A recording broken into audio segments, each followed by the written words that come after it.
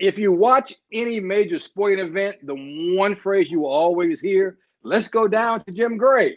The reason you hear that is because Jim Gray is the standard of excellence when it comes to sideline reporting. He's gold. Nobody does it better. He's won 12 national Emmys. He has this new book out, which is a wonderful book, Talking to Goats by Jim Gray. It is my honor to bring in Jim Gray. Jim, thank you so much for taking time out being with me today. Kenny, thanks so much for having me. Really appreciate it. Hope you're doing great. I'm doing well. I could not put this book down. I read it in one sitting. Wow. Talking to Goats. Why did you decide to write this book, and why now? Well, just so much had happened. There have been so many stories that have taken place that have accumulated over the course of my career, from starting with Muhammad Ali. And that was my first interview when I was a videotape editor at 18. And then he allowed me to do the last interview that he ever did on television. Tiger Woods, as a young child at 9 years old, became a very famous interview and commercial for Nike. When I grow up, I want to win all the majors and beat all the pros. The Malice at the Palace, excuse me, the decision, the Olympic bombing, 10 years on the radio with Tom Brady, being in the ring with Mike Tyson as recently as last weekend, the ear biting, and all the way back before he was the youngest heavyweight champion of the world. So it's just been the accumulation of all of this, knowing Kobe Bryant from when he was, literally an infant in in Mother Pam's arms, all the way through a tragic death. So there's a Chicago guy who's a dear friend of mine. His name is Stedman Graham, and he's written 12 books, including one on identity leadership, which is his most recent. And Stedman has told me something for 25 years. He said, Jim Gray, they're paying you to talk. Just keep talking. And also get all of these stories down on paper. So he seems to know a lot about books. He's been very successful. Obviously, Oprah knows a lot about books. So Stedman had just encouraged me for so long to do this. And I finally took his advice and got Greg Bishop of Sports Illustrated, who wrote the book with me, did a great job. And he's an incredible writer and organized these tens of thousands of interviews and events. And here we have it, Talking to Goats. So long answer to your question, Kenny, but those were the reasons why. Well, the first chapter in this book, you talk about Mike Tyson, more than a bite. You may be the bravest guy in the world to get in the ring with Mike Tyson after he bites Evander Holyfield. By the way, he kept mine intact right there. Yeah. Well, I thank him for that. Sometimes Mike can be unpredictable. Have you ever been afraid to get in the ring with him after a fight? Well, Kenny, one time he threatened to kill me. He said, I'll kill you. I will kill Don King. And I said, why? And he repeated it. And then 45 seconds later, he kissed me on my cheek. And let me tell you, it was far more disturbing that he kissed me than when he threatened to kill me. But to answer your question, he's had a roller coaster of a life. He's been up and down. And I've never felt in peril, even after he bit the earlobe off of Evander Holyfield. Through his worst times, I've always had tremendous respect and admiration for Mike because he always came out and did the interview. He didn't hide behind a PR firm. He didn't release a statement 4 days later. He didn't say, my lawyers will handle this. He didn't say, I'll wait until after the commission decides. He didn't say, I'm going to wait until the judge makes a ruling. He came out and he answered the questions, and he took his own medicine. And even when it was despicable or heinous, how many guys do that anymore, Kenny? And I've had tremendous experiences with him, good and bad. He wrote me a 5-page letter when he was in the Indiana Youth Correctional Center. And on the second page of a handwritten letter, it said, they will let me go tomorrow if I would admit to this crime, admit to this rape. But I did not rape this woman, so therefore I will never admit to something I didn't do. Next paragraph. However, there are 4 or 5 other things that I've done throughout the course of my life that are worse than what I'm accused for. Therefore, I feel I'm at the right place at this time. Wow. So I asked him that question on live TV. I said, can I expose this letter? Was that personal or private? He said, you can ask me anything you want. So I asked him that question. What was worse? And he stood over it as his lawyer. Then he looked back at me and he said, it's probably best not to answer this on national television because I don't know the statute of limitations. However, what I told you is true. Wow. So I find Mike to be one of the very few honest athletes who will answer the questions, and he's not concerned about spinning or political correctness. Mm-hmm. In Chicago, the biggest sports story in Chicago history in my lifetime, you broke. No, it wasn't the Cubs winning the World Series. It was the guy we call the GOAT, Michael Jeffrey Jordan, leaving the Chicago Bulls. You talk about this in the book as well. That was a huge story, and you talk about it in the book. How did you find out with the White Sox in the World Series? Well, we were on the air. I was working at CBS on that evening. We were broadcasting the White Sox game in their playoffs, and word had come down. Michael threw out the first pitch that night. Okay, right. And word had come down. Dateline NBC was a program that was on the competition, and they had a show only in the New York time zone that evening. And they had mentioned that they thought that Michael Jordan was going to retire. So we obviously had people who were monitoring the network back in the studios in New York, and that word came out. And we had heard murmurs of that earlier in the evening, but just kind of discounted it. Weren't really sure that what was going on. And so when that word came down, I went up to the box where Michael was, and they wouldn't let me in. So I went into the next door neighbor's box and asked them, could I come in? And they thought I wanted a drink or a hot dog or say hi. So, they were all really nice people, but that's not what I wanted. I went to the very edge of that balcony and put my head around the window, kind of halfway hanging over. And Eddie Einhorn, who was a part owner of the White Sox and the Bulls, a partner of Jerry Reinsdorf, was in there. And I tried to get Michael's attention, but he was way back. But Eddie Einhorn came up, and I said, is Michael retiring tomorrow? And he shook his head. I said, is this true? And he said, yes, it's true. I said, can I put that on the air? And he said, it's true. And then Jerry Reinsdorf came over, and I said, Jerry, can I talk to Michael? And he said, Michael's not talking tonight. I don't think so. I said, is it true? And he nodded his head. So I put that on the air. And then Michael came out of that room because word now had gotten on to CBS, during the game that Michael's retiring. And there would be Jerry Reinsdorf had said there'd be a press conference the following day at the Berto Center, where their headquarters is. And so Michael came out, and he kind of started walking, and, we were shouting questions at him. And then he kind of went down to his car and made it there. And he kind of just shrugged his shoulders and indicated, well, that's what's going to happen. But he didn't want to talk on camera. So we put it out on the air. And then, of course, the next day he retired and had everybody over at the Berto Center and made the formal announcement. Yeah, the biggest story, I think, in Chicago sports history, at least in my lifetime. Hey, you also talk in the book about the decision with LeBron. Now, maybe I'm missing something here, but he took such a beating for that decision. And to this day, I mean, you hosted it. Why did he take such a beating? It was his right to go wherever he wanted to go. He was a free agent. Well, they made him out to be a villain, and there's nothing at all that's a villain regarding LeBron James. Okay, he's won 4 championships. At that time, he had not won, but he's won them with 3 teams now. He's been to the finals 10 times. The man is just simply spectacular as a basketball player. What he has done off the court has been shown tremendous leadership as well, with the I Promise School, with everything that he has done for social justice, in making things better for others, also leading the way with getting people to vote and that campaign, and all of the philanthropic endeavors, beginning with the decision. That evening, we gave more money to the Boys and Girls Club than any donation that has ever been made in the history of that organization, currently and now, up to this date. So it could have done a better job explaining that all of that money would help tens of thousands of kids. We also could have been more sensitive to the fans of Cleveland, who were losing, a hometown hero from nearby Akron, who they had pinned all of their hopes on winning a championship with.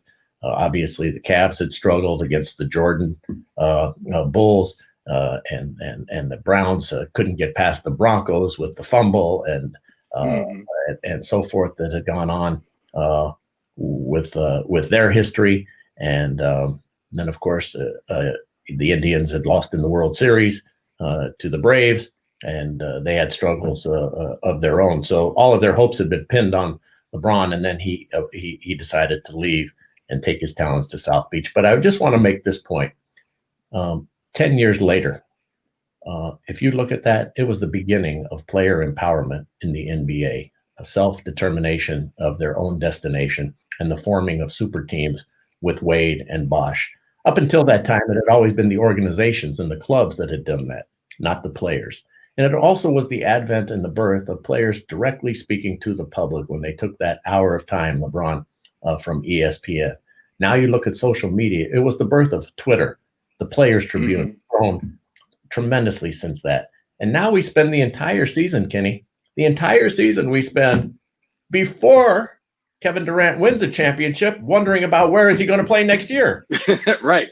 While Kawhi Leonard is playing for Toronto in the finals when they've never won a championship, we're already talking about where's he going to be next year? And will he be with Paul George? Will he be with LeBron James? Where will he be? So it changed the whole paradigm. It was the Curt Flood moment. Really, the man who fought the reserve clause for Major League Baseball all those years ago, which eventually, after setbacks, eventually led to free agency. Well, this was the player empowerment moment for LeBron James, and they all owe him, in my opinion, a tremendous debt of gratitude. Also in the book, you talk about one of my favorite baseball players, Pete Rose. Your interview with Pete Rose, classic, Hall of Fame. I think anybody that wants to be a reporter should go Google that interview. It was wonderful. You were classy about it. You knew Pete wasn't telling the truth. It was grade A. And in the book you talked to Pete after that interview. I talked to Pete after that interview that night. He shook my hand and walked away, and he didn't have a problem with it. And, you know, in retrospect and looking back, as I do in the Talking to Goats book there's a whole chapter on it called Your Rose, My Thorn. Yep. And, you know, we go through what happened with that interview and the aftermath and so forth, all of the trials and tumult that took place in both of our lives. And that evening, Pete, that was the night that he was really given his Hall of Fame moment by the fans. He was voted on the All-Century team, and the ovation was rousing. So I could understand when I went back and looked at the tape how everybody had this warm, melancholy feeling, Kenny, of feeling great about baseball, with Ted Williams being helped to his feet and by Willie Mays, and how much people love seeing Sandy Koufax and Frank Robinson and Stan Musial and all of these great players. And Vince Scully said it so well. He said, this evening represents the likes of which will not be duplicated or repeated in our lifetimes. And it was just exactly true. So then I come on and we're talking about gambling on baseball, which was the proper line of questioning, but the tone and the tenor of the evening changed so abruptly. So I could understand why the fans, you know, had that feeling and so forth. But about a year and a half ago, Pete Rose and I were at a dinner. I was asked to come be the person to give an honor by the Cancer Society to introduce Mike Tyson. So I did. And at the same evening, Pete Rose was being honored. And I didn't know that. So Pete got up before the honors and came walking over the table. I said to my wife friend, oh gosh, here comes Pete. And he walked over and he stuck out his hand. And he said, you do a great job. You're terrific at what you do. And I said, what? And he repeated it. And I said, Pete, you don't really mean that. I know you don't mean that. And he said, no, I really do. You're really great at what you do. And he said, it's been 20 years since what happened. A lot has changed. A lot has gone on. You were just doing your job and you're excellent at what you do. And then Mike Tyson jumped up because we didn't know what was going to happen. And so Pete says to Mike, he said, who do you think would have won that fight between Jim and I? And Tyson said, no question about it, Jim. Jim would have kicked your rear end. And so that broke the ice. So about 4 weeks ago, Kenny, Fox gave me a special, the Talking to Goats special on Fox. And I called up Pete and I said, you know, it's been 21 years. And we had broken the ice at the Cancer Society dinner. And I said, would you do an interview? And so we went back and I went to see him at the Bellagio Hotel in Las Vegas. We did an hour interview. We played it. In that interview, he said, I was just doing my job. And he said the reason that he lied and didn't want to, come clean ever was because if he did, he knew he'd be gone forever. And he said it was better to challenge them thinking they didn't have the evidence, even though it was a big mistake because they had the evidence and it was the biggest mistake he made of his life. He says, but I asked him the final question. I said, do you still bet on baseball, Pete? And he surprised me with the answer. He said, yes, I do. I haven't this year, but I still bet on baseball with the caveat. He said, I only bet on baseball legally now. Okay. I used to bet illegally. Now I do it only in the casino. So anyway, it was a very interesting time in my life, and it goes through the whole thing in the book, and a very, controversial interview, Kenny.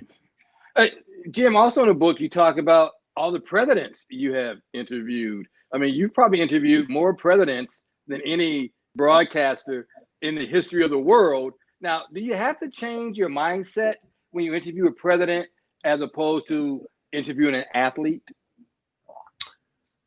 Well, it's a much different atmosphere, Kenny. It is a much different experience because when you're interviewing the man who has, the weight of the world on his shoulders, and he is literally leading the free world, and you are in front of him, your attention and your antenna are at a much different level. First of all, there's Secret Service people all around. His time is limited. And you don't want to waste his time. You want it to be something that is substantive for the audience that you're presenting it to.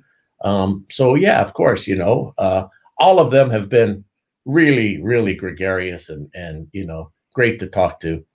President Obama, obviously a huge basketball fan and loves golf. Most of the presidents have loved golf. I was really fortunate to play many rounds with President Ford and have many great experiences with him on the golf course, as well as President George H.W. Bush.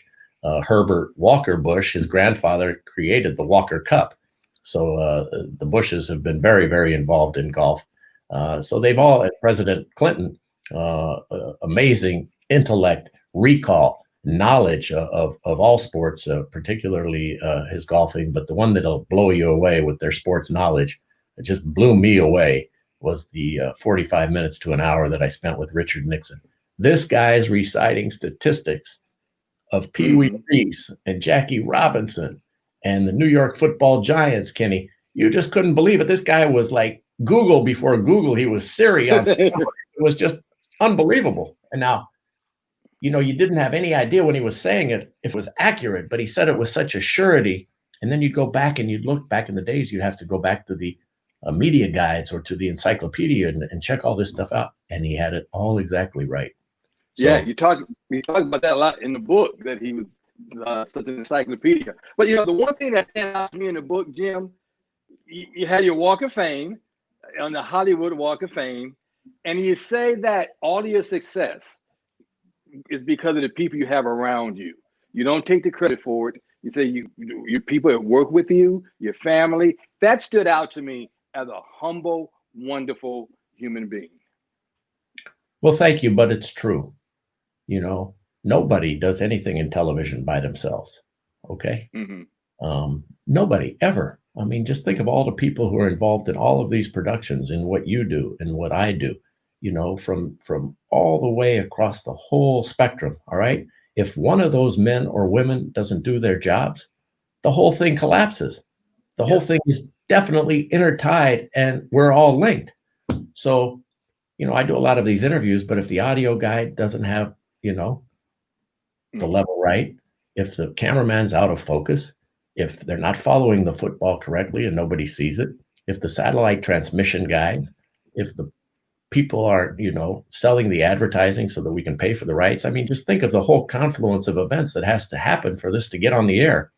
And then you have, of course, in my instance, the relationships of, the relationships with the athletes and the people that I've been able to build them with, have opened all of the doors and have given me the ability to navigate this industry for, more than 4 decades. So if you've got to, I think, we're all on the coattails of others who mentor us, who bring us along, who are willing to spend time with us and who give of their time.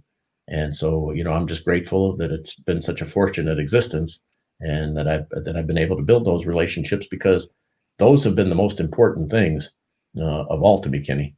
Well, and Jim, now they developed. I tell you what, this is just a wonderful book. It's a great Christmas gift. If you're looking for a Christmas gift, folks, go to your local bookstores and get this.